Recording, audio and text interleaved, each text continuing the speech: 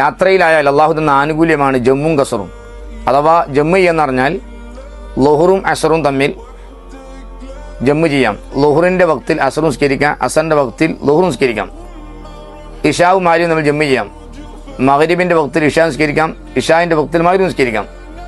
ഈ 4 റക്അത്ത് നിസ്കാരത്തെ ഖസറാക്കാം, അഥവാ 4 2 മഗ്രിബ് ഖസറാക്കാൻ പറ്റില്ല, 4 റക്അത്തുള്ളതിനെ 2 ഖസറുമാക്കാം. അപ്പോൾ ഖസറും ജമ്മും ചെയ്യാം.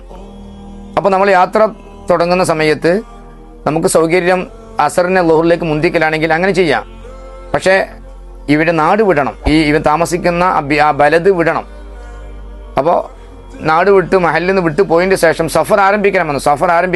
സഫർ ആരംഭിക്കുമ്പോഴേ ഇത് ചെയ്യാൻ പറ്റും. സൗകര്യം ലുഹറിനെ അസറിലേക്ക് പിന്തിക്കലാണെങ്കിൽ അവിടെ എവിടെയാണ് പോകുന്നത് അവിടെ ഇറങ്ങിയതിന് ശേഷം നമുക്ക് അസറും പിന്നെ ലുഹറും ജമ്മാക്കി നിസ്കരിക്കാം.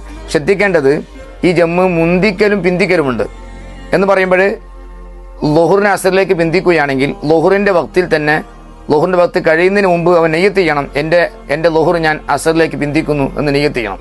അതോടൊപ്പം മുന്തിച്ച് നിസ്കരിക്കുകയാണെങ്കിൽ അസറിനെ ലുഹറിലേക്ക് മുന്തിക്കുകയാണെങ്കിൽ ലുഹർ നിസ്കാരത്തിൻ്റെ ഉള്ളിൽ കരുതണം, എൻ്റെ അസർ ഞാൻ ഈ ലുഹറിലേക്ക് മുന്തി ജമ്മാക്കുന്നു എന്ന് നിസ്കാരത്തിൻ്റെ ഉള്ളിലാണ് കരുതേണ്ടത്. ഈ 2 നെയ്യത്തും വളരെ പ്രധാനപ്പെട്ടതാണ്. അങ്ങനെ ജമ്മും കസറും ചെയ്യാവുന്നതാണ്. കസറാക്കുമ്പോൾ 2 റക്അത്ത് നെയ്യത്ത് വെക്കണം, അല്ലാതെ നിസ്കാരം ഒഴിവാക്കാനും നിർവാഹം നമുക്കില്ല.